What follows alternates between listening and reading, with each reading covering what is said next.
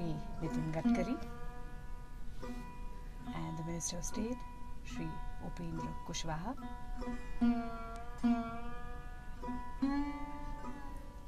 This is Prime Minister Narendra Modi's dream scheme. The scheme integrated development, justice, sanitation, environment, and livelihood. It seeks to not only provide physical infrastructure and access to basic amenities, but also to improve the standard of living, to enrich social capital, and build community spirit. These are the ingredients that will ensure long-term positive change and sustainability of this change.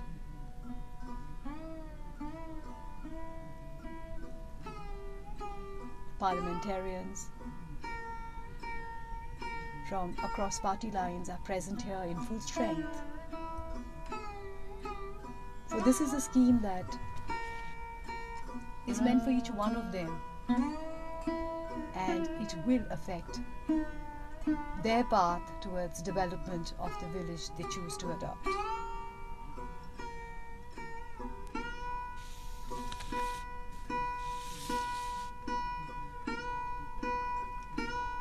A Gram Panchayat would be the basic unit of the scheme. It will have a population of 3,000 to 5,000 in plain areas, 1,000 to 3,000 in hilly, tribal and difficult areas,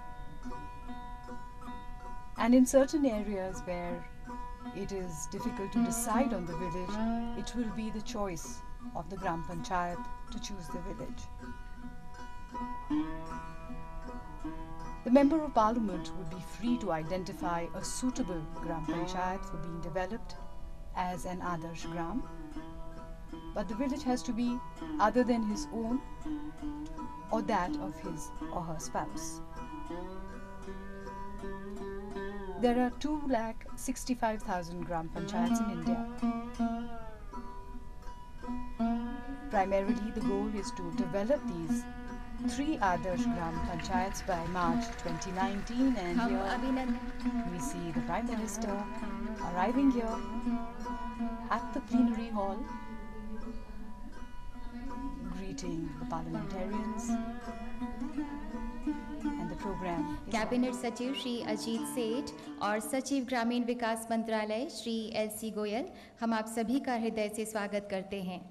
यहाँ पधारे माननीय केंद्रीय मंत्रीगण, माननीय सांसदगण, विभिन्न राज्यों के माननीय ग्रामीण विकास मंत्री, ग्रामीण विकास सचिव, विभिन्न जिलों के कलेक्टर्स, सीओ जिला परिषद, बीडीओस, सरपंच और स्वयं सहायता समूह के प्रतिनिधिगण, सभी का हम हार्दिक स्वागत करते हैं। इस योजना के शुभारंभ के साक्षी बनने आए यहाँ उपस्थित महानुभावों, हॉल नंबर 5 और हॉल नंबर 6 में मौजूद महानुभावों का भी हम हार्दिक अभिनंदन करते हैं। टीवी, रेडियो और वेबकास्ट के माध्यम से इस शुभारंभ से जुड़े सभी देशवासियों का, मीडिया के हमारे मित्रों का हम हृदय से स्वागत करते हैं। आइए इस शुभ शुरुआत और शुभ सुबह का स्वागत एक बार जोरदार ताली बजाकर करें।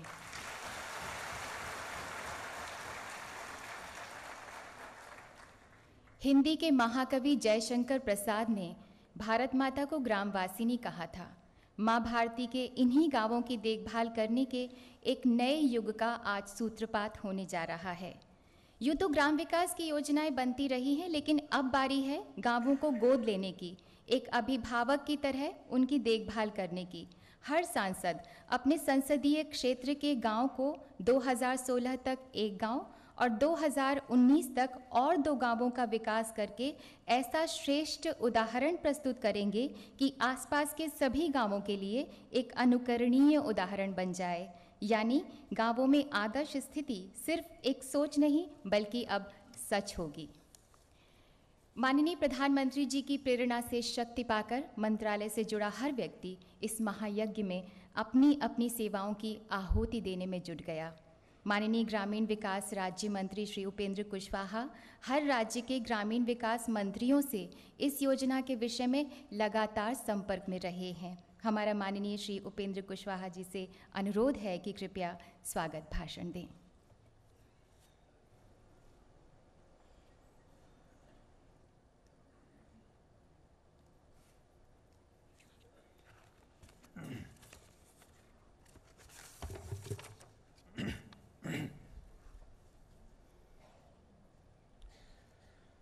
सांसद आदर्श ग्राम योजना के शुभारंभ के इस शुभ अवसर पे मैं अपने मंत्रालय की ओर से माननीय प्रधानमंत्री श्री नरेंद्र मोदी जी, माननीय ग्रामीण विकास मंत्री नितिन गडकरी साहब, केंद्र सरकार के सभी सम्मानित मंत्रीगण जो आज इस समारोह में उपस्थित हैं, प्रधानमंत्री के प्रधान सचिव, कैबिनेट सचिव, विभिन्न राज्यों से आए ग्रामीण विकास के माननीय मंत्रीगण, सभी माननीय संसद सदस्यगण, ग्रामीण विकास भारत सरकार के सचिव तथा अन्य विभागों के सचिव, विभिन्न राज्यों से आए हुए ग्रामीण विकास विभाग के सचिव, विभिन्न राज्यों के जिला कलेक्टर, जिलों से आए हुए जिला परिषद के सीईओ, बीडीओ, मुखिया, प्रधान,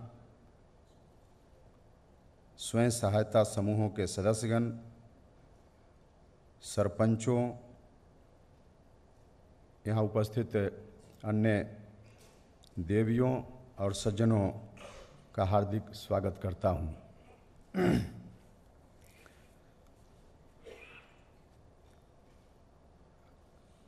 15 अगस्त स्वतंत्रता दिवस के अवसर पे लाल किला की प्राचीर से भाषण देते हुए हमारे आदरणीय प्रधानमंत्री जी ने इस कार्यक्रम की घोषणा की थी। उनकी इसी घोषणा के अनुरूप कार्यक्रम को स्वरूप दिया गया है, जिसकी शुरुआत हमें खुशी है कि आज आदरणीय प्रधानमंत्री जी के हाथों होना है। हमें इस बात की भी प्रसन्नता है कि इस कार्यक्रम की शुरुआत आज हम देश की दूसरी आज़ादी की लड़ाई के महानायक लोकनायक जयप्रकाश नारायण के जन्म दिवस के अवसर पर कर रहे हैं। इसलिए सबसे प्रारंभ में मैं उस महानायक लोकनायक के चरणों में अपनी ओर से, भारत सरकार की ओर से, मंत्रालय की ओर से, आप सभी की ओर से श्रद्धा सुमन अर्पित करता हूं। राष्ट्रपिता महात्मा गांधी ने कहा था, भारत की आत्मा गांवों में बसती है। लेकिन हमें अफसोस के साथ कहना पड़ता है कि देश के गांव का, जहां देश की आत्मा बसती है, समुचित विकास अभी तक नहीं हो पाया। गांव के लोगों का भी हक है, तमाम तरह की उपलब्ध सुविधाएं उनके लिए भी हों। शहरों में जैसी सुविधाएं लोगों के लिए होती हैं, वैसी सुविधाएं गांवों को भी प्राप्त हो, यह उनका हक बनता है। लेकिन अब तक लोगों को वैसी सुविधाएं नहीं मिल पाई। गांव में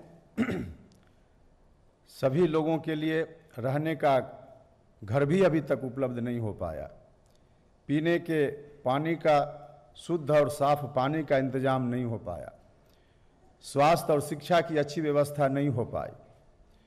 सड़कों का निर्माण अपेक्षित तरीके से नहीं हो पाया। वहाँ देश की सबसे बड़ी ताकत युवाओं का बड़ा हिस्सा बसता है। हम सभी को अन्न उपलब्ध कराने वाला बड़ा वर्ग किसानों का गांव में ही बसता है। लेकिन गांव अभी तक बुनियादी सुविधाओं से भी वंचित है। इसी को ध्यान में रखते हुए हमारे प्रधानमंत्री जी के विजन के अनुरूप इस कार्यक्रम को स्वरूप देने का काम किया गया है। यूँ तो गांव में सुविधाएं आएं, इसकी कोशिश पहले भी की गई है, लेकिन विभिन्न विभागों जिनकी भूमिका गांव की सुविधाएं उपलब्ध कराने में होती हैं, उनके बीच तालमेल का अभाव अब तक दिखता रहा है। विकास के जो विभिन्न घटक हैं, उनके बीच भी समुचित तरीके से तालमेल अभी तक नहीं दिखा है। इस योजना के माध्यम से इनके बीच तालमेल का प्रयास किया गया है।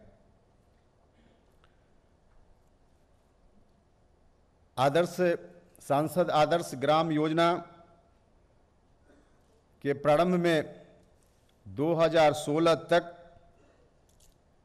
एक गांव को इस योजना के तहत लेकर वहां काम पूरा करना है। 2019 तक 3 ग्राम पंचायतों तक इस काम को विस्तार देना है और आगे आने वाले वर्षों में इस काम को और गति देने का काम करना है। इस योजना के कार्यान्वयन में सभी की भागीदारी अपेक्षित है।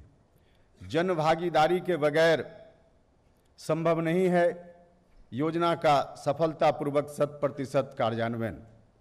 इसलिए आज के इस कार्यक्रम में भी देश भर से ग्रामीण स्तरों पे काम करने वाले जो पंचायतों के प्रतिनिधि हैं, उनको भी आमंत्रित किया गया है।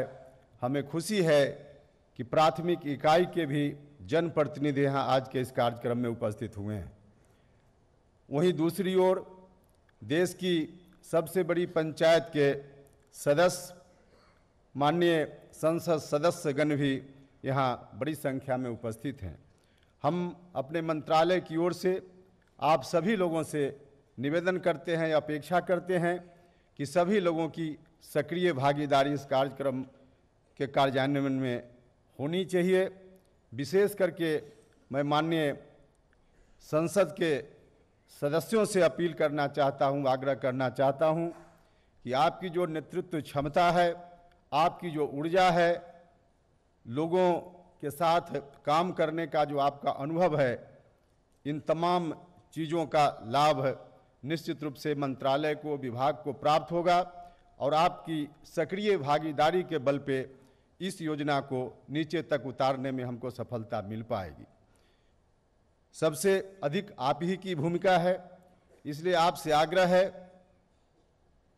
कि जो प्रथम चरण में 2016 तक एक ग्राम पंचायत में इस काम को पूरा करना है, उस ग्राम पंचायत का चयन आप सबसे पहले अविलंब करने की कृपा करें और इस काम को आगे बढ़ाने में आप अपना सहयोग दें। हम उम्मीद करते हैं कि आप सब लोगों का सहयोग निश्चित रूप से मिलेगा। तुरंत ही तमाम जो माननीय संसद के सदस्यगण हैं और इस काम में जुड़े हुए दूसरे अधिकारी होंगे, सब लोगों के बीच ओरिएंटेशन का भी कार्यक्रम मंत्रालय की ओर से चलाया जाने वाला है। इसकी भी मैं सूचना आपको देना चाहता हूं। तो इस तरह से मंत्रालय के माध्यम से, विभाग के माध्यम से, अपने प्रधानमंत्री जी के कुशल नेतृत्व में इस कार्यक्रम को आगे बढ़ाने का काम करना है। आप सभी से सहयोग की अपेक्षा है। हम उम्मीद करते हैं कि आप सभी लोगों के सहयोग से इस कार्यक्रम को नीचे तक उतारने में, गांव में शहरों जैसी सुविधाएं उपलब्ध कराने में हमको सफलता मिलेगी। अंत में इन्हीं शब्दों के साथ आप सभी का फिर से एक बार इस समारोह में, इस कार्यक्रम में मैं बहुत बहुत स्वागत करता हूं। धन्यवाद।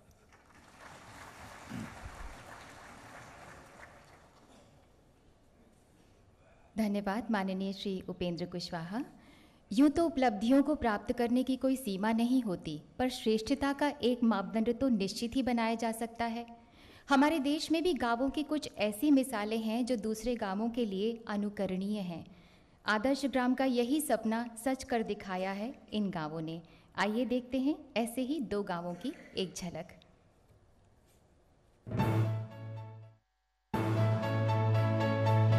आजादी के 68 साल के बाद भी अकाट्य सत्य के समान स्थापित है राष्ट्रपिता महात्मा गांधी का कथन, भारत अपने गांवों में बसता है। हमारे देश में प्रधानमंत्री के नाम से कई योजनाएं चल रही हैं, कई नेताओं के नाम से ढेर सारी योजनाएं चल रही हैं, लेकिन मैं आज संसद के नाम से एक योजना घोषित करता हूं, संसद आदर्श ग्राम योजना। एक आदर्श गांव कैसा हो, ये खोज हमें ले गई तेलंगाना के वारंगल जिले के एक गांव में। यहाँ है पानी की सप्लाई 100%, सफाई 100%, टीकाकरण 100%, बाल श्रम का अंत 100%। स्वागत है आपका गंगा देवी पल्ली गांव में। गंगा देवी पल्ली की कहानी शुरू होती है उस पहले कदम से जो उठा नशे के खिलाफ। एक समिति बनी, नशा बेचने वालों और नशा करने वालों की खैर नहीं। नशे के खिलाफ बनी समिति की सफलता ने गांव को जैसे एक नई राह दिखा दी। गंगा देवी पल्ली में आज करीब 25 समितियां हैं। इनकी जिम्मेदारी गांव में हर परियोजना ठीक से शुरू हो, लगातार चले और कड़ी निगरानी में रहे। जल समिति ने गांव के सहयोग से एक टैंक बनाया। आज गांव के हर घर में पानी का कनेक्शन है। एक प्राइवेट फर्म ने गांव में पानी का फिल्टरेशन प्लांट लगाने की पेशकश की। नतीजा, हर घर पहुंचा पीने का शुद्ध जल। स्वच्छता समिति ने खुले में शौच की समस्या को समझा। सिर्फ 3 महीने का समय, गांव के हर घर में शौचालय बन गया।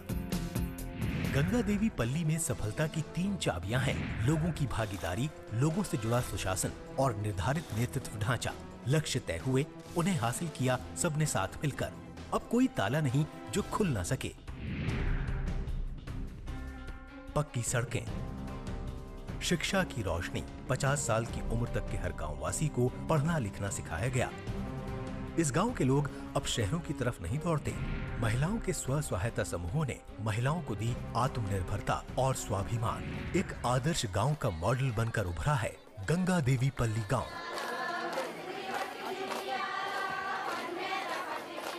ये उत्सव है आत्मनिर्भरता का। भाइयों बहनों, देश बनाना है तो गांव से शुरू करें। हर सांसद 16 तक अपने इलाके में एक गांव को आदर्श गांव बनाए और 16 के बाद और 2 गांवों को करे और 2019 के बाद हर सांसद 5 साल के कार्यकाल में कम से कम 5 आदर्श ग्राम अपने इलाके में बनाए। एक आदर्श गांव की तलाश हमें गुजरात की राजधानी गांधीनगर से करीब 80 किलोमीटर दूर जिला साबरकांठा के ब्लॉक तलोद के गांव पुनसरी तक ले आई है। प्रवेश के साथ ही ये गांव हमें काफी व्यवस्थित, हरा भरा और हाईटेक नजर आ रहा है। गांव पुनसरी में सुबह की शुरुआत लाउड स्पीकर्स पर चल रहे भजनों से होती है। सुबह सवेरे ही पंचायत की बस डेयरी वालों की मदद के लिए निकल पड़ती है ताकि दुग्ध व्यवसायी डेयरी कलेक्शन सेंटर तक समय पर पहुंच सकें। पुनसरी की ग्राम पंचायत गांव में साफ सफाई के महत्व को बखूबी समझती है। बच्चों में रचनात्मकता और कल्पनाशीलता बनी रहे, इसके लिए गांव की प्राथमिक पाठशाला में उन्हें खेल खेल में शिक्षित किया जा रहा है। ये सब यकीनन खूबसूरत है। पंचायत घर में प्रत्येक ग्रामवासी की सुनवाई होती है, उसकी समस्या का समाधान किया जाता है। गांव में 24 घंटे बिजली आती है। कृषि की नई तकनीकों को लेकर यहाँ के किसान पूरी तरह से जागरूक हैं। गांव में स्वच्छ पेयजल की आपूर्ति के लिए 2 उत्साही युवाओं को वाटर ट्रीटमेंट प्लांट लगाने के लिए ग्रांट और आवश्यक तकनीकी सहायता दी गई है। पुनसरी गांव में एक स्किल डेवलपमेंट सेंटर सुचारू रूप से चल रहा है, जहां प्रशिक्षण हासिल कर रहे गांव के युवक युवतियां भविष्य की राहें तलाश रहे हैं। गांव में स्वास्थ्य केंद्र और आंगनबाड़ी सेंटर नियम से चल रहे हैं। पुनसरी गांव में महिलाओं के 109 स्वयं सहायता समूह सक्रिय हैं। पुनसरी गांव में ऐसा बहुत कुछ है जो इस गांव को एक आदर्श गांव का दर्जा देता है।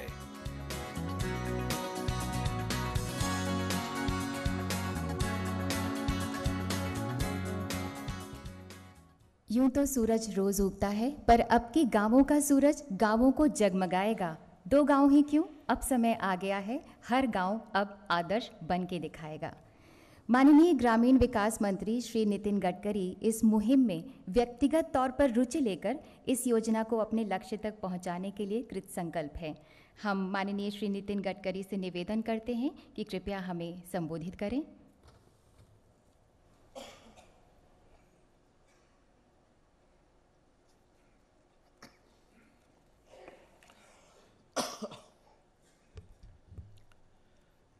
आदरणीय प्रधानमंत्री जी, मेरे सहयोगी कुशवाहा जी, मंच पर उपस्थित सभी महानुभाव, उपस्थित सभी सांसदगण, राज्य के ग्रामीण विकास मंत्री और उपस्थित सभी भाई और बहनों, आज का दिन हमारे सबके लिए बहुत महत्वपूर्ण है। हम आज जयप्रकाश जी का स्मरण भी कर रहे हैं और जयप्रकाश जी ने अपने जीवन में समग्र क्रांति की बात की थी, टोटल रिवॉल्यूशन। और जेपी बार बार ये कहते थे कि politics is a instrument of socio economic reform. ये हमारा सौभाग्य रहा है कि हमारे आदरणीय प्रधानमंत्री जी भी गुजरात के जेपी की प्रेरणा से ही नवनिर्माण आंदोलन के साथ जुड़े रहे। मुझे भी उस समय महाविद्यालयीन विद्यार्थी होने के नाते जेपी के आंदोलन से काफ़ी कुछ सीखने के लिए मिला है। आज हमारे देश में स्वाधीनता के 67 साल पूरे होने के बाद में भी हमारे गांव में लोग जो रहते हैं न, उनके लिए हम आवश्यक सुविधाएं नहीं दे सके। स्कूल की बिल्डिंग है तो टीचर नहीं है, टीचर है तो बिल्डिंग नहीं है, दोनों है तो विद्यार्थी नहीं है, और तीनों है तो पढ़ाई नहीं है। बहुत से गांवों की स्थिति अच्छी नहीं है। अस्पताल की भी स्थिति ऐसी है। गांव में जो उपज होती है वहाँ तो स्थिति ऐसी है कि उसको ठीक प्रकार से कीमत भी नहीं मिलती। मेरा सौभाग्य रहा है कि मैं किसानों में काम करता हूँ। हमारे मुंबई शहर में बर्तन मांजने के लिए मिट्टी भी 18 रुपये किलो के भाव से मिलती है राख, पर गेहूँ और चावल की कीमत 15 और 16 रुपये नहीं मिलती, ऐसी स्थिति है। किसान आत्महत्या कर रहे हैं। मैं जिस क्षेत्र से आया हूँ वहाँ हजारों किसानों ने आत्महत्या की है। और ऐसी स्थिति में गांव का विकास हम कैसे करें? गांव दुर्लक्षित होने के कारण शहरों की समस्याएं भी निर्माण हुई है। और मैं बहुत धन्यवाद दूंगा प्रधानमंत्री जी को कि हमको भी पहले समझ में नहीं आया कि क्या करना चाहिए। कल्पना यही थी कि सरकारी योजनाओं का उपयोग करके हम गांव को समृद्ध और संपन्न बनाएं, पर जब हमने प्रधानमंत्री जी से मार्गदर्शन लिया तब हमारी दृष्टि सरकारी योजनाओं से आगे भी निकल गई। शिक्षा के क्षेत्र में, स्वास्थ्य के क्षेत्र में, कृषि के क्षेत्र में, पर्यावरण के क्षेत्र में गांव आदर्श कैसे बने।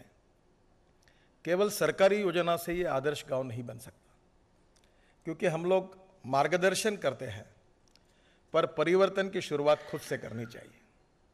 और इसलिए प्रधानमंत्री जी ने हम सबके सामने एक बहुत अच्छी बात हमारे 15 अगस्त के स्वतंत्रता दिन के निमित्त रखी थी कि हमारा हर सांसद एक गांव 2016 तक आदर्श गांव बनाए और बाद में और 2 गांव बनाए।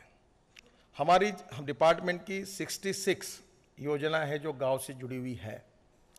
और अगर गांव समृद्ध होंगे, संपन्न होंगे, तो कोई शहरों में नहीं आएगा, शहरों की समस्याएं खड़ी नहीं होगी।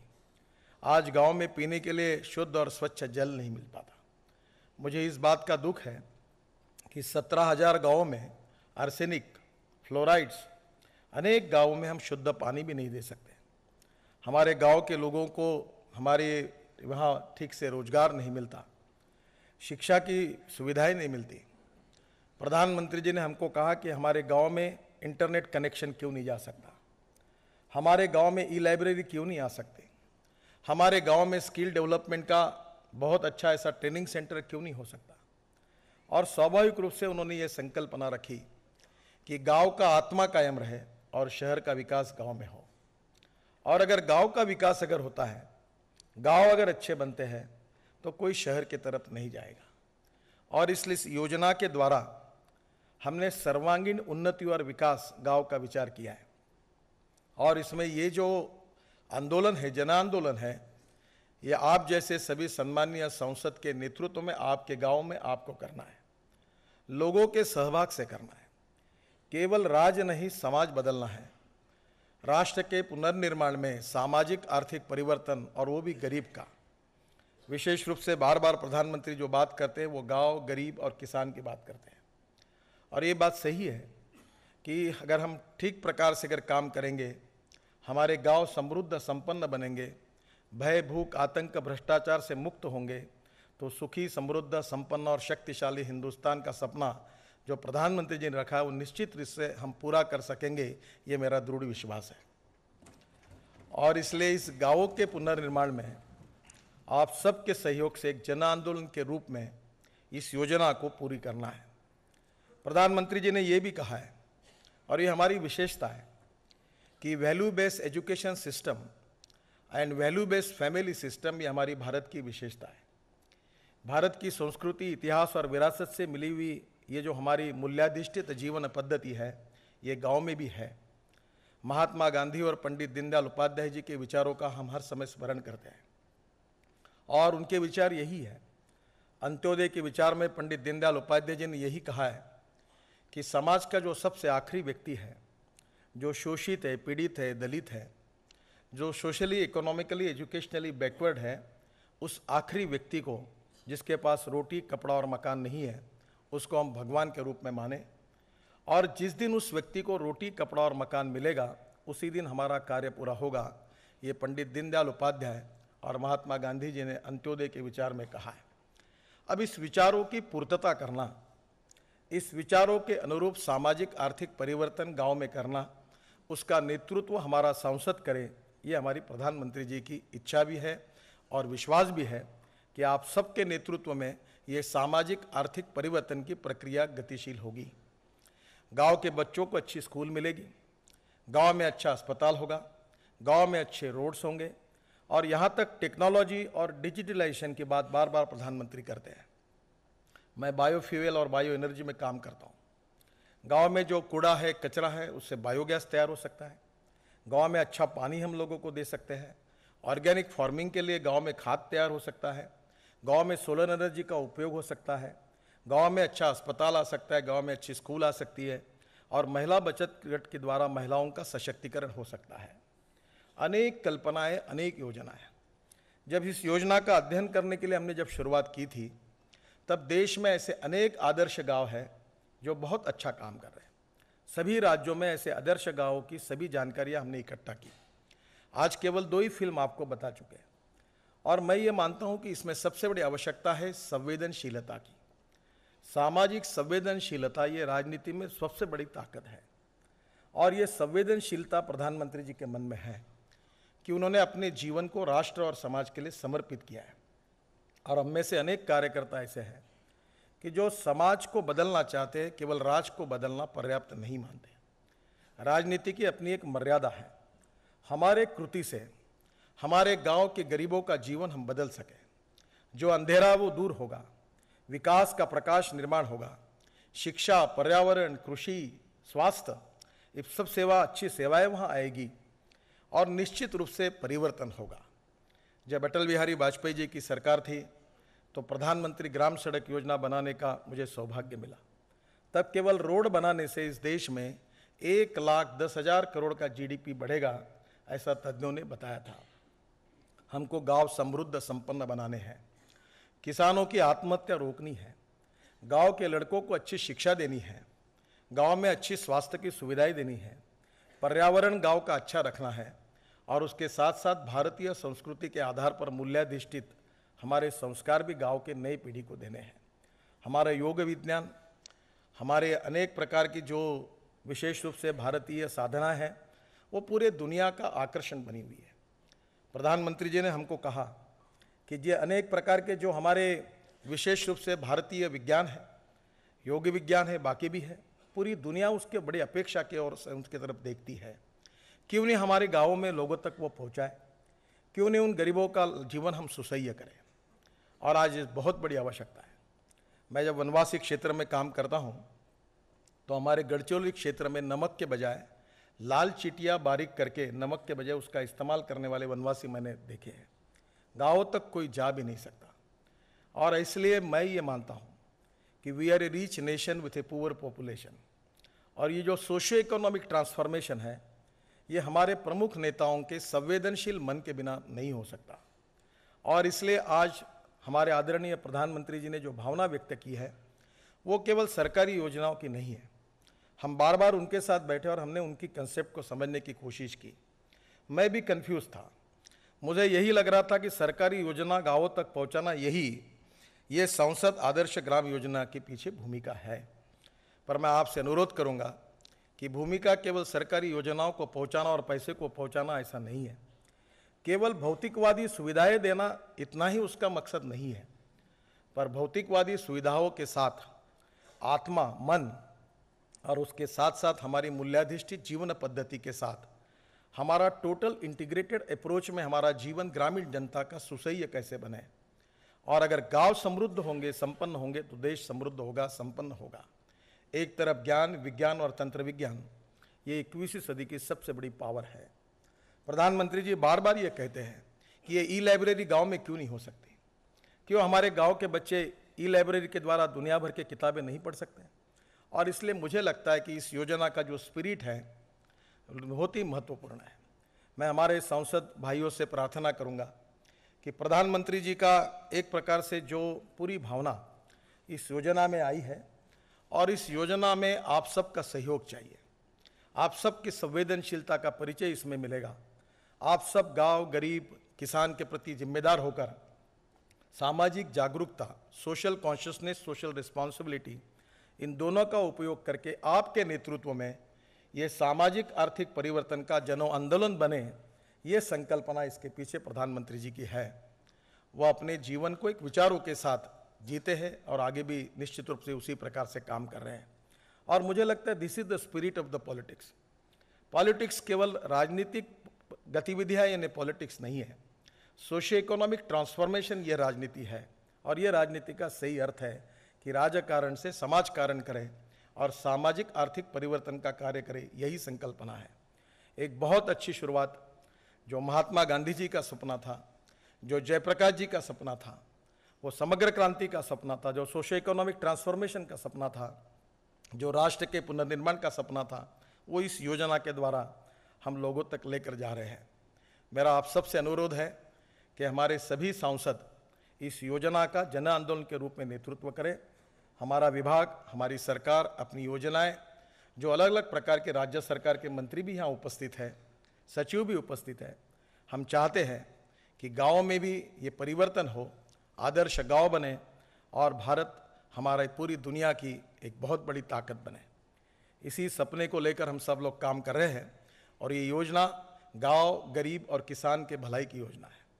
और गांव अगर अच्छे हो जाएंगे तो शहरों में कोई झुकी झोपड़ी नहीं बनेगी। गांव को समृद्ध संपन्न बनाना यही हमारा सपना है और प्रधानमंत्री जी की यही भावना है। बहुत खुशी की बात है कि हमारे विभाग ने इसमें बहुत अच्छी तैयारी की है। प्रधानमंत्री की भावना पूरी तरह से योजना में ओतप्रोत होकर कैसे आएगी, इसकी पूरी कोशिश हमने की है। इसके बावजूद भी आप लोगों ने अगर कुछ सुझाव दिए तो वो भी जरूर सोचेंगे, पर आप इसको संवेदनशील मन से, सामाजिक दायित्व के भाव से, इस आनंद में बहुत समाधान देने वाली योजना है, इसमें आप लोग इनिशिएटिव लीजिए और निश्चित रूप से आपका योगदान, आपका मार्गदर्शन, आपका यशस्वी नेतृत्व हिंदुस्तान के गांव, गरीब, किसान और गाँवों को बदल के रखेगा, यही मेरा दृढ़ विश्वास है। मैं फिर से एक बार प्रधानमंत्री जी के प्रति एक बहुत अच्छी जीवन दृष्टि, एक अच्छी विजन, एक सामाजिक आर्थिक परिवर्तन की एक अच्छी कल्पना, राष्ट्र के पुनर्निर्माण की एक अच्छी सोच उन्होंने हम सबको दी। उनके प्रति बहुत बहुत आभार व्यक्त करता हूं और आप इस योजना को यशस्वी करें, यही आपसे प्रार्थना करता हूं। बहुत बहुत धन्यवाद। धन्यवाद माननीय श्री नितिन गडकरी। सांसद आदर्श ग्राम योजना की संकल्पना का अंततः स्वरूप क्या होगा, किन बातों का ध्यान रखा जाएगा, इस मंजिल तक पहुंचने का रोड मैप क्या होगा, इसका ही एक संकलित रूप है मार्गदर्शक पुस्तिका। माननीय प्रधानमंत्री जी से हम सादर अनुरोध करते हैं कि कृपया इस मार्गदर्शक पुस्तिका का विमोचन अपने कर कमलों द्वारा करें।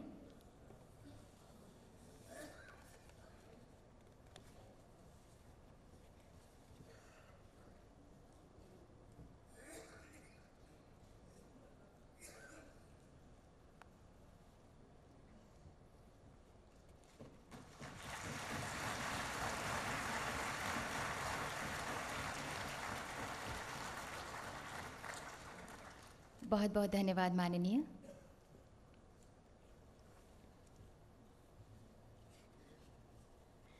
हर भारतवासी एक नई उमंग, एक नए उत्साह से नए युग को करवट बदलते हुए देख रहा है।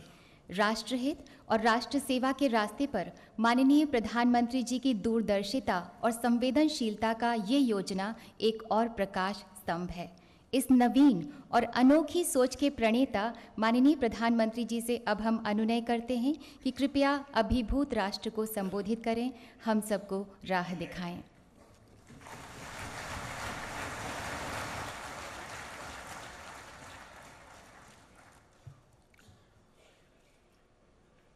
मंत्रिपरिषद के मेरे साथी श्रीमान नितिन गडकरी जी, श्रीमान उपेंद्र जी कुशवाहा,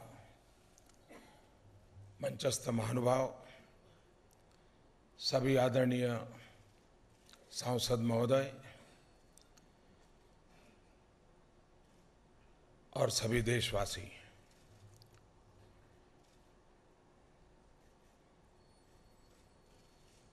देश आजाद हुआ तब से आप तक ग्रामीण विकास के संदर्भ में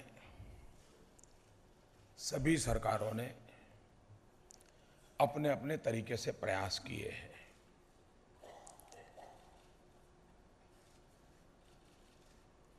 और ये प्रयास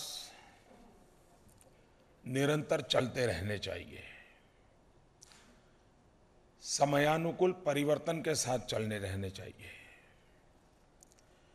बदलते हुए युग के अनुकूल योजनाएं बननी चाहिए, बदलते हुए विश्व की गति के अनुसार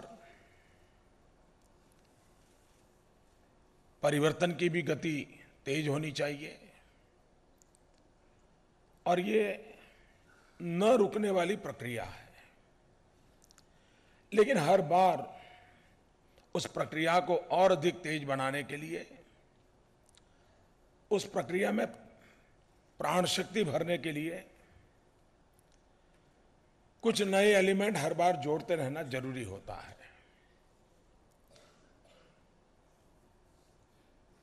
हमारे देश में हर राज्य में 5-10 गांव जरूर ऐसे हैं कि जिसके विषय में हम गर्व कर सकते हैं। उस गांव में प्रवेश करते ही एक अलग अनुभूति होती है। अगर सरकारी योजना से ही ये गांव बनते तो फिर तो और भी गांव बनने चाहिए थे, लेकिन और नहीं बने, कुछ ही बने। इसका मतलब ये हुआ कि सरकारी योजनाओं के सिवाय भी कुछ है, और जो सरकारी योजनाओं के सिवा जो है वो ही इस सांसद ग्राम योजना का, आदर्श ग्राम योजना का आत्मा है।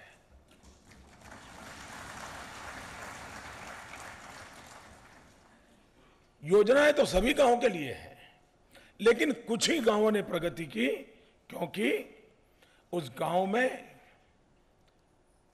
कुछ लोग थे जिनकी सोच भिन्न थी,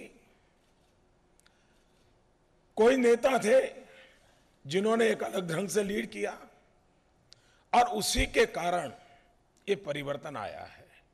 ऐसा नहीं है कि हम जो सोच रहे हैं उससे भी ज्यादा अच्छे गांव नहीं है, उससे भी ज्यादा अच्छे गांव है, लोगों ने बनाए हैं। आवश्यकता यह है कि हमें अगर निर्णय की प्रक्रिया में कुछ परिवर्तन लाना है तो कहीं से हमें शुरू करना चाहिए।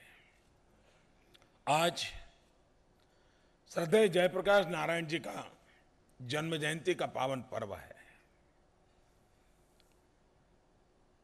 आजादी के आंदोलन में मुखर युवा शक्ति और आजादी के बाद राजनीति से अपने आप को भिन्न रखते हुए रचनात्मक कामों में अपने आप को आहूत करते हुए उन्होंने अपने जीवन को जिस प्रकार से जिया, हम सबके लिए प्रेरणा बने। और जयप्रकाश जी, एक बात, उनके विचारों पर गांधी विनोबा की छाया हमेशा रहती थी, लोहिया की छाया भी रहती थी। और उन्होंने एक बात कही कि ग्राम धर्म एक महत्व बात है, और जब तक एक समाज की तरह गांव सोचता नहीं है, चलता नहीं है, तो ग्राम धर्म असंभव है। और अगर ग्राम धर्म संभव है तो ग्राम नई ऊंचाइयों को पाने का रास्ता अपने आप चुन सकता है। महात्मा गांधी के जीवन में गांव का जिक्र हर बात में आता है। गांधी 15 में विदेश से वापिस आए, 1915 में। 2 साल के भीतर भीतर उन्होंने जो कुछ भी अध्ययन किया और वहीं बिहार की चंपारण जगह पे जाकर के गांव के लोगों के अधिकार के लिए लड़ाई लड़ना शुरू कर दिया, जन भागीदारी के साथ कर दिया। इतने बड़े आजादी आंदोलन का बीज गांव में बोया गया था गांधी के द्वारा। आज जयप्रकाश नारायण जी के अनन्य साथी श्रीमान नानाजी देशमुख की भी जन्म जयंती है, और नानाजी देशमुख ने जयप्रकाश नारायण और उनकी श्रीमती जी प्रभा देवी, उनके नाम से चित्रकूट के पास जयप्रभा नगर के विकास के लिए अपने आप को आहूत किया था। और जयप्रभा नगर के मॉडल के आधार पर उन्होंने उत्तर प्रदेश के कई गांवों में गांवों के जीवन को सेल्फ सफिशिएंट बनाना, इस मकसद को लेकर के उन्होंने काम किया था। हमारे पूर्व राष्ट्रपति अब्दुल कलाम जी स्वयं उन गांवों की विजिट करने गए तो उन्होंने बड़े विस्तार से अपनी बातों में उसका उल्लेख कई बार किया है। कहने का तात्पर्य है कि आज हम जब आदर्श ग्राम योजना, और वो भी सांसद के मार्गदर्शन में, सांसद के नेतृत्व में, सांसद के प्रयत्नों से इसको हमें आगे बढ़ाना है। फिलहाल तो इस टर्म में टोटल 3 गांव की कल्पना की है। 16 तक एक गांव का मॉडल खड़ा हो जाए, उसके अनुभव के आधार पर 19 तक 2 और गांव हो जाए, और आगे चल करके फिर हर वर्ष एक गांव सांसद करे। करीब करीब हम 800 सांसद हैं। अगर 19 के पहले हम 3-3 गांव करते तो करीब 2500 गांव तक हम पहुंच पाते हैं। इसी योजना के प्रकाश में अगर राज्य भी विधायकों के लिए भी कोई स्कीम बनाती है और विधायक के नेतृत्व में आदर्श ग्राम, तो 6-7 हजार गांव और जुड़ सकते हैं। और अगर एक ब्लॉक में एक गांव अच्छा बन जाता है तो वो फिर बात वहां रुकती नहीं है, अगल बगल के गांवों को भी हवा लगती है, वहां भी चर्चा होती है कि भाई देखो वहां यहां हुआ, हम भी कर सकते हैं, यहां एक प्रयोग हुआ, हम भी कर सकते हैं। इसका वायरल इफेक्ट शुरू हो सकता है। और इसलिए सबसे महत्वपूर्ण बात, हम किस प्रकार से इसकी नींव रखते हैं। हमारे देश में लंबे अरसे से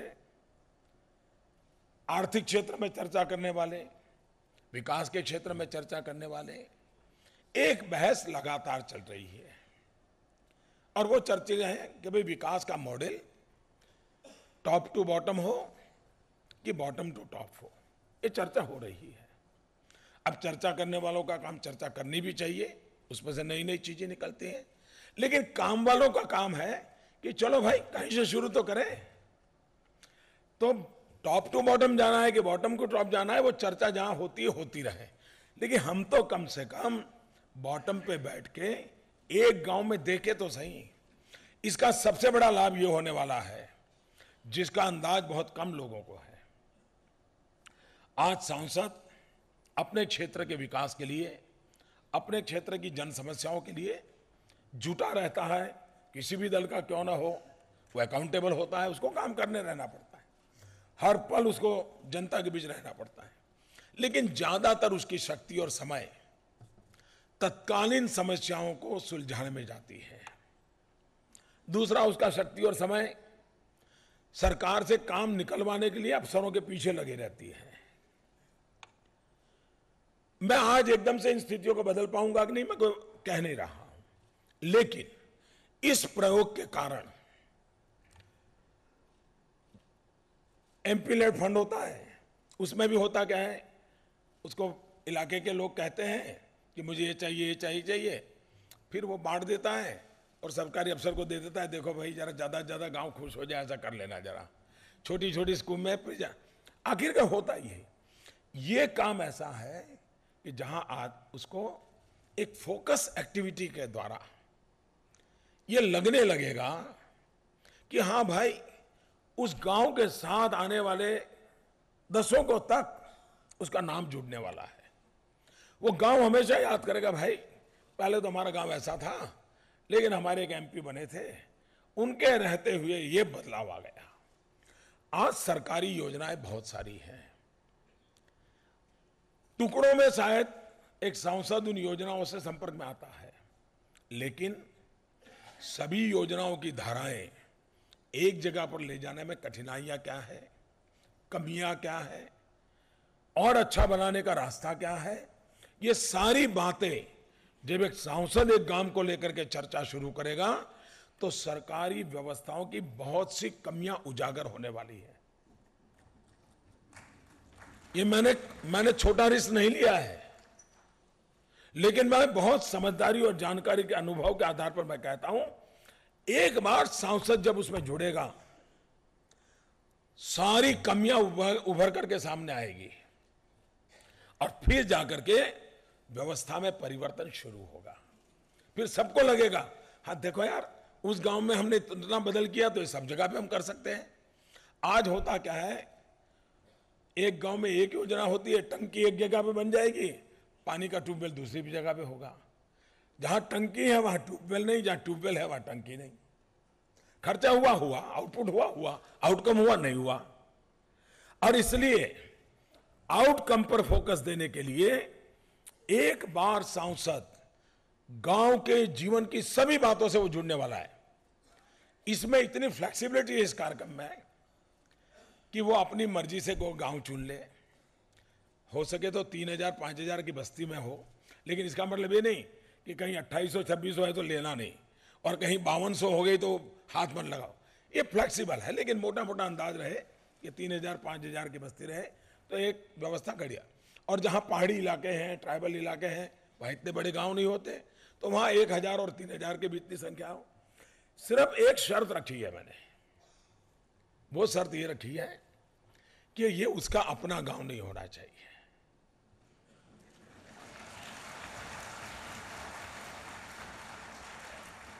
या अपना ससुराल नहीं होना चाहिए।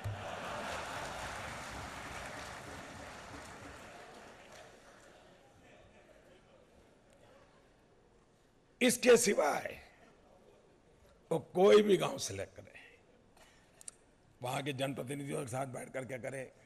मुझे भी बनारस के लिए गांव अभी सिलेक्ट करना बाकी है।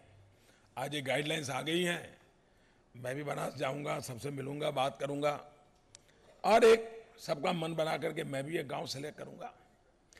ये पूरी योजना आजकल हमारी एक सबसे बड़ी समस्या ये रही है कि हमारा विकास का मॉडल सप्लाई ड्रिवन रहा है। दिल्ली में या लखनऊ में या गांधीनगर में योजना बन गई, फिर वही इंजेक्ट करने का प्रयास होता है। हम इस आदर्श ग्राम के द्वारा सप्लाई ड्रिवन से शिफ्ट करके डिमांड ड्रिवन बनाना चाहते हैं। गांव में अर्ज पैदा हो, गांव कहेगा हाँ ये करना है। अब ये चीज ऐसी नहीं है कि गांव में एक ब्रिज बना देना है या गांव के अंदर एक बहुत बड़ा तालाब बना देना है, इस प्रकार का नहीं है। हमारी आज की स्थितियों में बदलाव लाया जा सकता है कि नहीं लाया जा सकता है। अब कोई मुझे बताए, गांव की स्कूल हो, गांव का पंचायत घर हो, गांव का कोई मंदिर हो, गांव का कोई और तीर्थ क्षेत्र हो, पूजा घर हो, कम से कम वहां सफाई हो। अब इसके लिए बजट लगता है क्या? लेकिन मैं खुद गांवों में जाता था। मेरा ये भाग्य रहा है कि शायद राजनीतिक जीवन में काम करने वाले लोगों में बहुत कम लोगों को ये सौभाग्य मिला होगा जो मुझे मिला है। मैंने 45 साल तक भ्रमण किया है। मैं 400 से अधिक गांवों में, जिलों में, 400 से अधिक जिलों में मुझे हिंदुस्तान में रात्रि मुकाम का अवसर मिला है। इसलिए मुझे धरती की सच्चाई का पता है। गुजरात के बाहर कम से कम 5000 से अधिक गांव ऐसे होंगे जहां कभी न कभी मेरा जाना हुआ होगा, और इसलिए मैं स्व अनुभव से इन चीजों को जानता हूं, समझता हूं, और उसके आधार पर मैं कहता हूं कि हम एक बार गांव में विश्वास पैदा करें, गांव को तय करवाएं कि भाई हाँ ये करना है। अब मुझे बताइए, किसी गांव में 3000-5000 की बस्ती हो, एक साल में डिलीवरी कितनी होगी? मैक्सिमम 100। उसमें 50-60 महिलाएं ऐसी होगी जिनकी आर्थिक स्थिति अच्छी होगी, 25-30 महिलाएं ऐसी होगी जिनको इस गर्भावस्था में अगर पोषण की व्यवस्था गांव कर दें तो कभी भी कुपोषित बच्चा पैदा होने की संभावना नहीं है, माता के मरने की संभावना नहीं है। अगर यही काम भारत सरकार को करना है तो कैबिनेट का नोट बनेगा, डिपार्टमेंट का कमेंट आएगा, कैबिनेट पास करेगी, टेंडर निकलेगा, टेंडर निकलने के बाद क्या होगा सबको मालूम है। फिर 6 महीने के बाद अखबार में खबर आएगी कि ये हुआ। इसमें न टेंडर लगेगा, न बजट लगेगा, न कोई कैबिनेट की जरूरत पड़ेगी, कोई मंत्री की जरूरत पड़ेगी। गांव के लोग मिलकर तय करेंगे कि भाई हर वर्ष 25 महिलाएं अगर गर्भावस्था है, गरीब है, तो उनको 3 महीने 4 महीने एक्स्ट्रा न्यूट्रिशनल फूड के लिए हम गांव के लोग मिलकर के काम करेंगे। मैं बताता हूं ये काम आसान है साथियों। हमने मिजाज बदलने की आवश्यकता है, हमें जन मन को जोड़ने की आवश्यकता है। और सांसद महोदय भी यूं पॉलिटिकल एक्टिविटी करते होंगे, लेकिन उस गांव में जब जाएंगे तब नो पॉलिटिकल एक्टिविटी, पारिवारिक समय, पूरा परिवार जाए, बैठे, गांव के लोगों के साथ बैठे, आप देखिए क्या चेतना आती है जी। गांव जुड़ जाएगा, समस्याओं का समाधान हो जाएगा। हमारे यहां सरकार की योजना से मध्याह्न भोजन चलता है, अच्छी बात है, चलाना भी चाहिए। लेकिन गांव में भी 80-100 परिवार ऐसे होते हैं जो अपना जन्मदिन, अपने पिताजी की पुण्यतिथि कुछ न कुछ मनाते हैं। अगर थोड़ा उनका संपर्क करके कहा जाए कि आप भले मनाते हो, लेकिन आपके जीवन का अच्छा प्रसंग हो, आप परिवार के साथ स्कूल में आइए, घर से कुछ मिठाई विठाई लेके आइए, और बच्चे जब मध्याह्न भोजन करते हैं आप भी उनके साथ बैठिए, आप भी अपना कुछ बांटिए। मुझे बताइए सोशल हार्मनी का कितना बढ़िया मूवमेंट चल सकता है। एट द सेम टाइम मध्याह्न भोजन की क्वालिटी चेंज लाने के लिए ये इनपुट काम आ सकता है कि नहीं आ सकता है। कोई बहुत बड़ा सर्कुलर की जरूरत नहीं पड़ती, बहुत बड़ी योजना की जरूरत नहीं पड़ती। ये तिथि भोजन का कार्यक्रम हम आगे बढ़ा सकते, नहीं पकड़ सकते। गांव में सरकार की योजना है गोबर प्लांट लगाने, गोबर गैस के प्लांट लगाने के लिए। होता क्या है हम सबको मालूम है, कोई बेचारा एक आध व्यक्ति लगा देता है, पैसे हैं, सरकारी पैसा लाने की ताकत है, लगा देता है, लेकिन गोबर नहीं मिलता है। और फिर वो 1 साल 2 साल में वो एक स्मारक बन जाता है। अब ये स्मारक बनाना कितना बनाते रहोगे आप? लेकिन अगर मान लीजिए गांव की ही गोबर बैंक बना दी जाए, एक जगह पर गांव में जितना गोबर हो, जैसे बैंक में रुपया जमा कराते हैं, गोबर बैंक में गोबर जमा कराते हैं, उसका एक कॉमन गैस प्लांट बने, पूरे गांव को गैस सप्लाई हो, धुएं से चूल्हे में काम करते करते हमारी माताएं बहनें गांव में जो परेशानियां करती हैं, बिना खर्च ये संभावना है कि नहीं है? पूरी संभावना मैं देख रहा हूं। और जो गोबर जमा करें, जब खेती की सीजन आए उतना ही उसको वापस दे दीजिए फर्टिलाइजर, गांव की गंदगी जाएगी, फर्टिलाइजर मिल जाएगा, गैस मिल जाएगा, और पूरा गांव साफ सुथरा होने के कारण हेल्थ पैरामीटर में जो सुधार आएगा वो एक्स्ट्रा बेनिफिट है। मेरा कहने का तात्पर्य ये है कि हम खुद इंटरेस्ट लेकर के गांव में एक माहौल बनाए। मैं कभी सोचता हूं, क्या गांव के लोग अपने गांव के प्रति गर्व करें, ऐसा हम माहौल बनाते हैं क्या? जब तक हम ये पैदा नहीं करेंगे बदलाव नहीं आएगा जी। ये बहुत आवश्यक होता है। गांव का अपना भी तो जन्मदिन होता है, उसको एक उत्सव के रूप में गांव वाले क्यों ना मनाए? उस गांव के लोग पढ़े लिखे जितने शहरों में गए हैं, उस दिन खास गांव में क्यों ना आए? सब मिलकर के आएंगे तो सोचेंगे यार अपने गांव में ये नहीं, चलो अपन मिलकर के ये कर दें, ये गांव में ये करना चाहिए, मिलकर के कर दें। ये जब तक हमारा मिजाज बना, और मैं मानता हूं आदर्श ग्राम योजना के मूल में सरकारी योजनाएं पहले भी थी, परिवर्तन नहीं आया है। जो कमी थी उसको भरने के लिए ये एक प्रयोग है, यही अल्टीमेट है। ये अगर मैं सोचूंगा तो मैं मनुष्य की बुद्धि शक्ति पर ही भरोसा नहीं करता हूं, ये अर्थ होता है। कोई पूर्ण सोच नहीं होती है, हर सोच पूर्णता की ओर आगे बढ़ती है। और इसलिए मैं उस तत्व में विश्वास करता हूं कि कुछ भी अल्टीमेट नहीं है। जो अब तक हुआ अच्छा है, जो आज हो रहा है एक कदम आगे है, आगे कोई और आएगा और अच्छा करेगा। अगर हम इसी को पूर्ण विराम मानेंगे तो काम नहीं चलता। लेकिन कहने का हमारा तात्पर्य है कि एक वहां की रिक्वायरमेंट के अनुसार लचीलेपन के साथ सरकारी तंत्र भी हुक्म से काम न करवाए, प्रेरित करें, हम प्रेरित करके करवाएं। मैं विश्वास से कहता हूं 2016 के बाद जिस सांसद ने काम किया होगा वो अपने रिश्तेदारों के लिए हमेशा उस गांव में एक तीर्थ क्षेत्र के रूप में बनाएगा, और गांव रिश्तेदारों को कहेगा अरे चलो चलो मैंने जो गांव बनाया देखने के लिए आइए। ये जो सेटिस्फेक्शन लेवल है ना, वो किसी के भी व्यक्ति में जीवन में समाधान देता है। जयप्रकाश नारायण जी ने एक महत्वपूर्ण बात बताई थी, मैं समझता हूं आज के युग में ये बहुत ही हम लोगों के लिए प्रेरक है। उन्होंने कहा भाई लोकतंत्र में और राजनीति को अलग नहीं किया जा सकता। लोकतंत्र का स्वाभाविक स्वभाव है राजनीति का होना, यह आवश्यक है। लेकिन गंदी राजनीति के कारण हम परेशान हैं।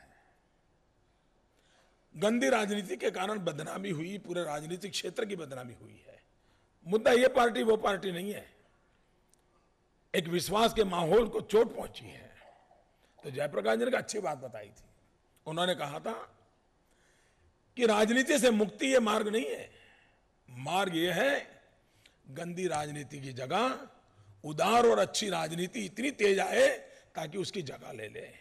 मैं मानता हूं सांसद आदर्श ग्राम योजना एक रचनात्मक राजनीति का नया द्वार खोल रही है, जो उस गांव में हमें वोट मिले या न मिले, उस गांव की कोई बिरादरी हमारा सहयोग करे या न करे, मेरा उस गांव के किसी नेता के साथ पड़ती हो या न पड़ती हो, इन सब से परे होकर के एक गांव के लिए ये सारे बंधन सब गांव के बाहर छोड़ के आ जाऊंगा। यहाँ तो गांव एक कम्युनिटी है, गांव एक सामूहिक समाज है, एकरस समाज है, एकत्व की अनुभूति से करने वाला है। और सपनों को पूर्ति करने के लिए मैं एक कैटलिक एजेंट के रूप में, मैं एक फैसिलिटेटर के रूप में, मैं उनका साथी बनकर के काम कर सकता हूं क्या? जब 2016 में इस अनुभव के आधार पर जब संसद में चर्चा होगी, मैं जानता हूं कि इस अनुभव के बाद जब सांसद पार्लियामेंट में बोलेगा, अनुभव के आधार पर बोलेगा, कितनी ही असंवेदनशील सरकार होगी उसको भी संसद के अपने अनुभव की उस बात को मानना पड़ेगा। कितनी भी बहुमत वाली सरकार क्यों ना हो, उसको अपनी नीतियों को बदलना पड़ेगा। संसद की बात का महत्व बढ़ जाने वाला है। कोई सरकार नकार नहीं पाएगी कि भाई तुम तो फलानी पार्टी को ठीक है आलोचना कर दो, नहीं होने वाला है। क्योंकि वो कह रहा है कि मैं उस गांव में गया था, मैं एक काम कर रहा हूं, मेरे गांव में दिक्कत आ रही है, आपकी नीतियां गलत हैं, आपकी योजनाएं गलत हैं, आपके अफसरों को समझ नहीं है, तो बोलेगा। उस बोलने में जो वजन होगा, जो ताकत होगी, वो सरकार की नीतियां बदलने के लिए कारण बन जाएगी। और ये देश को बॉटम टू टॉप वाला जो रास्ता है ना, वो उसी से चुना जाने वाला है। एकेडमिक वर्ल्ड में टॉप को बॉटम, बॉटम टू टॉप चर्चा होती रहेगी। हम कहीं से शुरू करना चाहते हैं। और इसलिए मैं कहता हूं, सप्लाई ड्रिवन नहीं, डिमांड ड्रिवन हम विकास को ले जा सकते हैं। सरकार के द्वारा नहीं, समाज के द्वारा विकास का रास्ता चुन सकते हैं क्या? सरकारी सहायताओं के साथ साथ जन भागीदारी के महात्म्य को बढ़ा सकते हैं क्या? हम एक आंध्र के गांव का देख रहे थे। इतने छोटे से गांव में उन्होंने 28 कमेटियां बनाई हैं। सारी कमेटियां फंक्शनल है, यानी ऐसी नहीं है कि मालाएं पहनने के लिए है। सारी कमेटियां फंक्शनल है और उन्होंने उन काम को करके दिखाया है। अगर हम ये प्रेरणा दें और अगर आज सांसद के द्वारा, कल एमएलए के द्वारा, अगर हर वर्ष हम 7-8 हजार गांवों को आगे बढ़ाते हैं, देखते ही देखते ऐसी वायरल इफेक्ट होगा कि हम पूरे ग्रामीण परिसर के विकास के मॉडल को बदल कर देंगे। और हमें समझ के चलें, गांव के व्यक्ति के एस्पिरेशंस भी शहर के लोगों से कम नहीं है। वो दुनिया देख रहा है, वो अपनी क्वालिटी ऑफ लाइफ में बदल चाहता है। उसको भी अच्छे बच्चों के लिए अच्छी शिक्षा चाहिए, उसको भी अगर लॉन्ग डिस्टेंस एजुकेशन मिलता है तो उसको चाहिए। अब हम मानो कहते हैं कि भाई ड्रिप इरिगेशन, पानी का संकट है, दुनिया में कौन इनकार करता है? हर कहता है कि पानी का संकट है। क्या मैं जिस आदर्श ग्राम को लूंगा, वहां पर जितने किसान होंगे, वहां का एक भी खेत ऐसा नहीं होगा कि जहां पर मैं ड्रिप इरिगेशन न लगवाऊं। सरकार की जितनी स्कीमें होगी वो लागूंगा, बैंक वालों से बोल करके उनको लोन दिलवा दूंगा, लेकिन ड्रिप इरिगेशन करके मैं उनके एग्रीकल्चर प्रोडक्ट को बढ़ावा दे सकता हूं क्या? गांव की इकोनॉमी बदल जाएगी, वहां भी पशुपालन होगा, मिल्क प्रोडक्टिविटी बढ़े, पशु की स्थिति में सुधार आए, उसको साइंटिफिक डेवलपमेंट हो।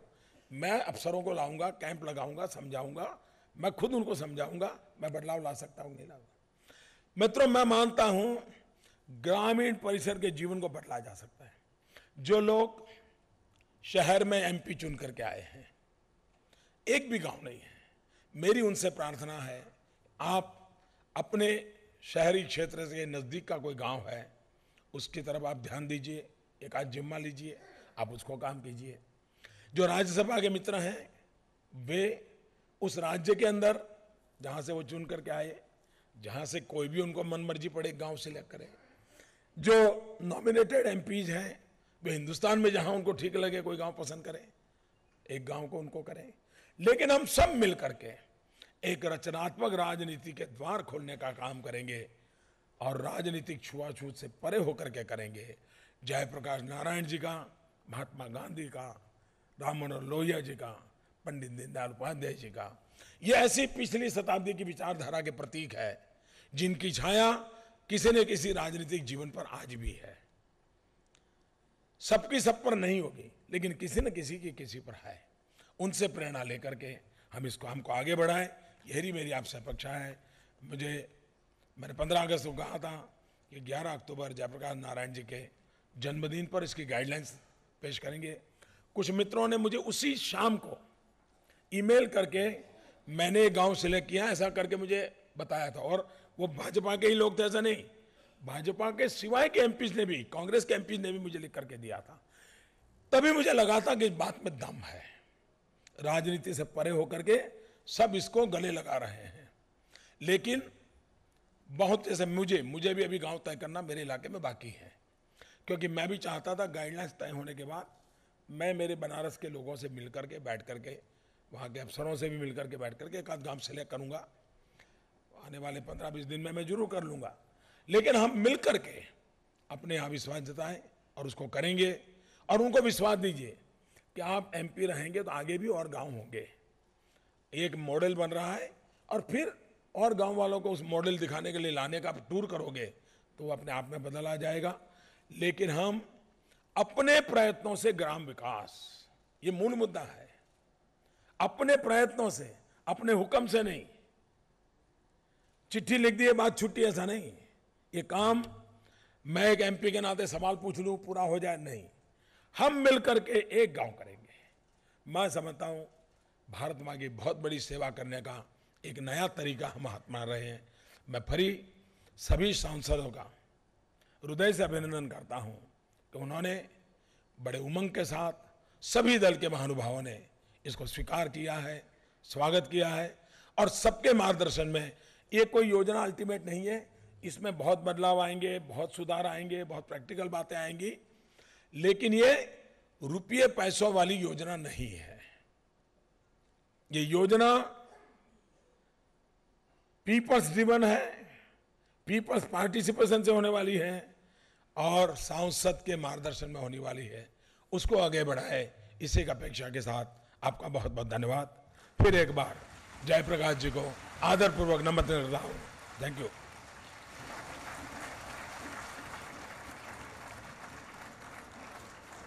कोटि कोटि धन्यवाद माननीय, आपकी प्रेरणा के लिए। सचिव ग्रामीण विकास मंत्रालय श्री LC गोयल ने इस योजना से जुड़ी अपनी पूरी टीम का उत्साह बराबर बनाए रखा और मेरुदंड की तरह उसे आधार दिया। हमारा अनुरोध है श्री LC गोयल से कि कृपया आभार प्रकट करें।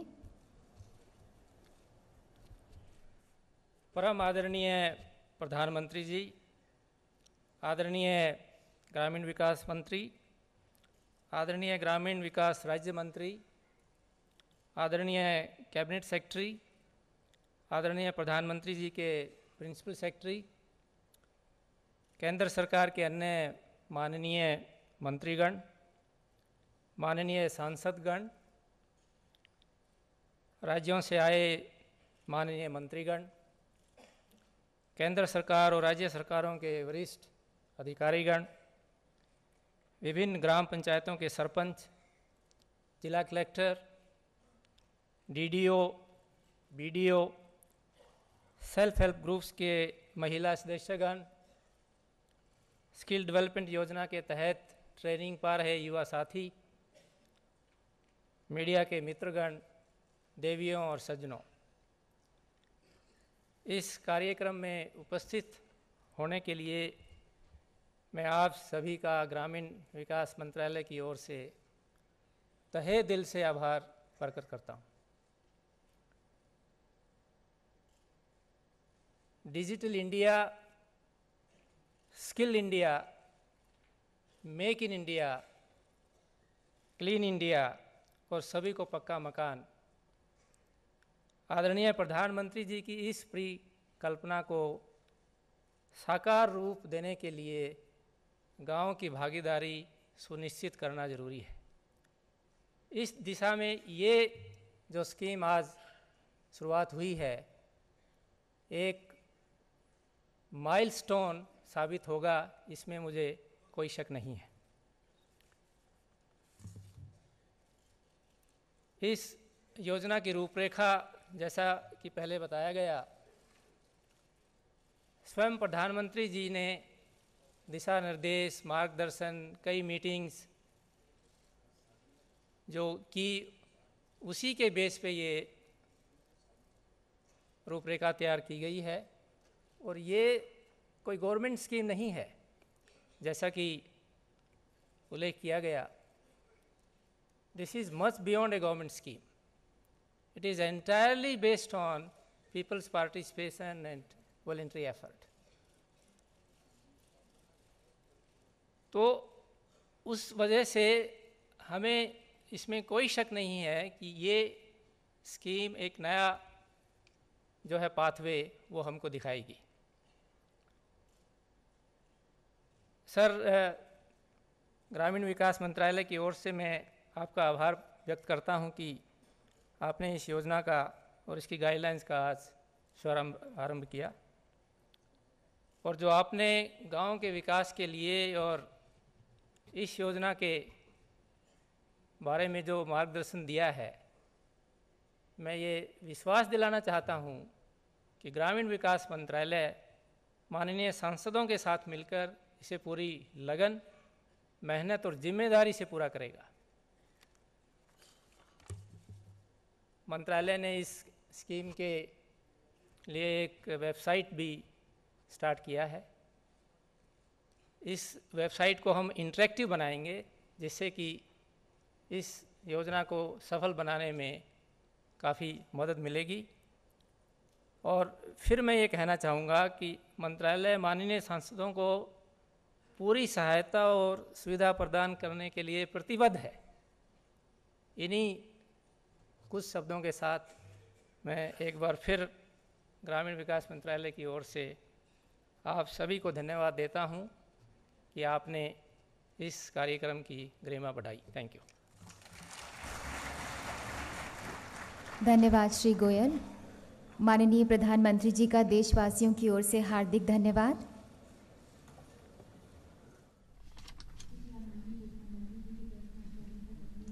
The launch of the Sansad Adarsh Gram Yojana heralds a new dawn in the development of villages in India through people's participation. It is with rejuvenated hope for India's villages and with faith in the success of the scheme that the Prime Minister Shri Narendra Modi is now taking leave of the dignitaries on the dais, and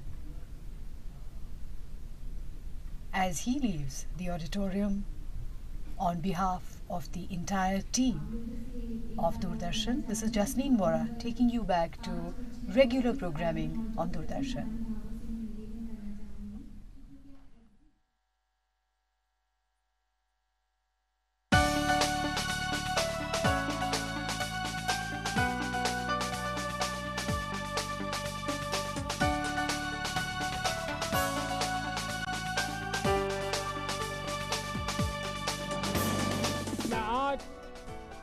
संसद के नाम से एक योजना घोषित करता हूं, संसद आदर्श ग्राम योजना।